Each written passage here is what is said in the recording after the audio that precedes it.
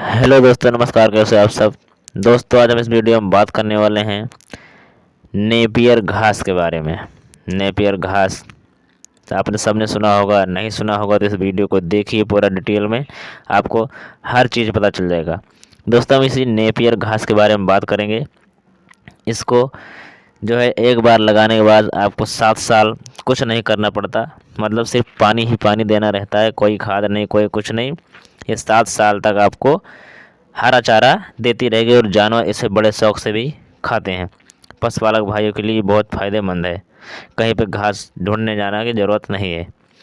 ठीक है दोस्तों, तो हम इसके बारे में हम बात करेंगे कि कब लगाई जाती है, किस मौसम में लगाई जाती है, इसका बीज भी होता है, इसके मतलब कल्ले भी लगते हैं, किस विधि से लगाया जाता है, इसका क्या नुकसान है, क्या फ़ायदा है। ठीक है दोस्तों, तो इन सारी चीज़ों के बारे में हम आज इसमें बात करने वाले हैं, तो आप सब वीडियो में बने रहिए। आइए हम आगे बात करते हैं नेपियर घास के बारे में। दोस्तों, नेपियर घास की बुआई के लिए गहरी जुताई कर लेनी होती है। उसके बाद उसमें सड़ी हुई गोबर की खाद या फिर कंपोस्ट खाद डालकर उसके ऊपर से पाटा चला देना है, यानी कि खेत को बराबर करने वाला सरावन, जिस भाषा में जो भी समझे उसको चला देना है। दोस्तों, नेपियर घास की जड़ या कलमों से 3-3 फुट की दूरी पर रोपाई करनी चाहिए। आप चाहे तो इसका बीज भी आता है, बेरन डाल कर उसके 3-3 फुट पे आप रोपाई कर दीजिए, या फिर कलम मंगवा लीजिए, कलम में मिल जाएगी, उसको आप 3-3 फुट पे रोपाई कर दीजिए। नेपियर घास की खेती के लिए दोस्तों तेज़ धूप और बारिश की ज़रूरत होती है। नेपियर घास के बीच बीच में निराई गुड़ाई भी करनी चाहिए। नेपियर घास कम सिंचाई में भी 50 दिन पे कटाई के लिए तैयार हो जाता है। दोस्तों, नेपियर घास को एक बार लगाने के बाद 6 से 7 साल तक आराम से पशुओं को हरा चारा देती रहती है। दोस्तों, नेपियर घास को हाथी घास के नाम से भी जाना जाता है कई जगहों पर। नेपियर घास में 55 से 60% ऊर्जा तत्व और 8 से 10% प्रोटीन होता है। नेपियर घास की पैदावार भी तेजी से होती है। एक बार में ही यह घास 15 फुट तक की लंबाई तक बढ़ जाती है। दोस्तों, हम इसको लगाने की बात करते हैं, साल के 12 महीने में किसी भी महीने में किसी भी मौसम में आप इसको लगा सकते हैं, इसका कोई टाइम लिमिट नहीं है।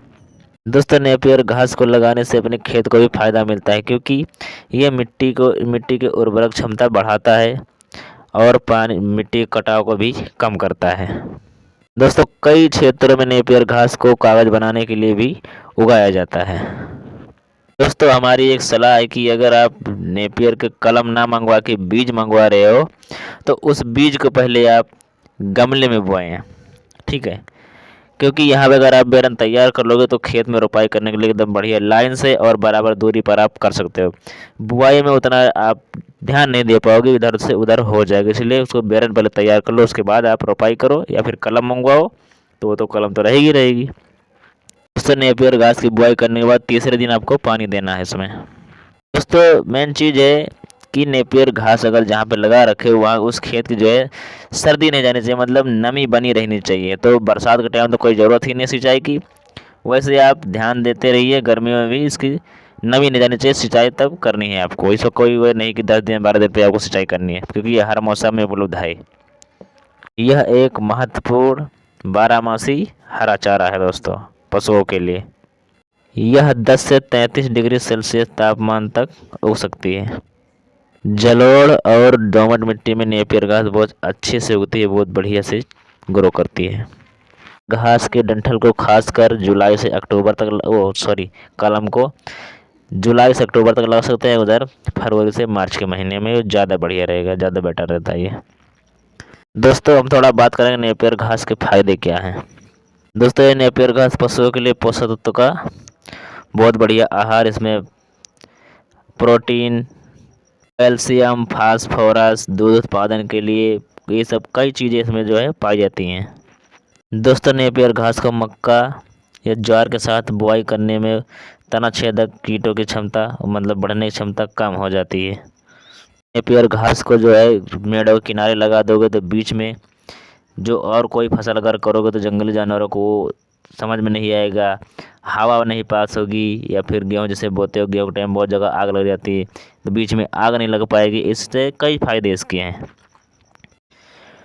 दोस्तों नेपियर घास को साल में 4 बार काटा जा सकता है, और ये दोस्तों हर तरह के इलाकों में लगाई जा सकती है फसल नेपियर घास की। ठीक है, किसी भी तरह का इलाका हो, बारिश ना होती हो, कभी कदार बारिश होती हो, या फिर ज़्यादा बारिश होती हो, ज़्यादा पानी है, सो हर जगह ये उपलब्ध है।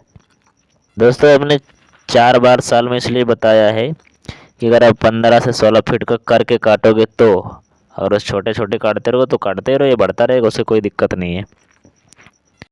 दोस्तों हम नेपियर घास के नुकसान के बारे में बात करेंगे, ध्यान से सुनिएगा।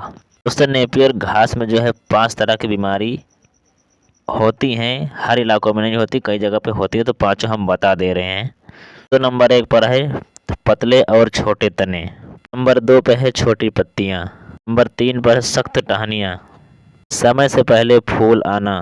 दोस्तों ऐसे लक्षण अगर घास में दिखाई दे रहे हैं आपके नेपियर घास में, जैसे जल्दी से आते नहीं हैं, अगर आ भी गए तो इसका आप इलाज कर लीजिएगा। वैसे नहीं तो जानवर जैसे सख्त टहनी हो जाएगी तो जानवर नहीं खाएंगे, पत्तियाँ सूखने लगेगी तो जानवर को स्वादिष्ट नहीं लगेगा तो कम खाएंगे, ये सब चीज़ें। और कोई इसमें बीमारी का कोई नुकसान वो नहीं है कि हाँ ये बहुत ज़्यादा नुकसान कर देगा, मैं बता दे रहा हूँ, जानकारी देना हमारा काम है।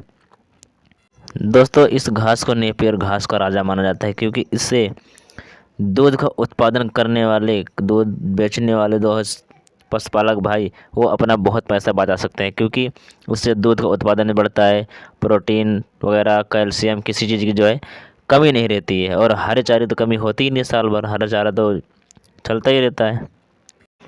जिन दोस्तों ने अगर इसको बुआई के समय खाद नहीं डाला गोबर की, वो अगर 4 से 5 बार कटाई कर ले, अगर पेड़ थोड़ा दिखाई दे रहा है थोड़ा कम बढ़ रहा है, तो उसमें आप यूरिया वगैरह डाल सकते हैं थोड़ा बहुत, तो इसमें कोई दिक्कत वाली बात नहीं है। तो नेपियर घास की बात करें पहली कटाई की, तो ये बुआई के 65 से 75 दिन के बाद ही काटने लायक होती है। और दोस्तों एक चीज़ का ध्यान रखना, अगर मैंने यूरिया डालने के लिए बोला है तो इसे 3-3 फीट की दूरी पर ये लगेगा, जिसे मैंने पहले बता दिया है। तो जड़ों के पास हल्का दूरी पे डालना चाहिए, ऐसे छिड़काव नहीं करना है खुला, जड़ों के पास हल्का डालना है बस, ठीक है। इससे आपको बहुत बढ़िया मिलेगा रिजल्ट देखने को। दोस्तों इसका मैं निकालूँ अगर तो 1 एकड़ से प्रतिवर्ष 180 से 200 टन इसकी आप उपज ले सकते हैं।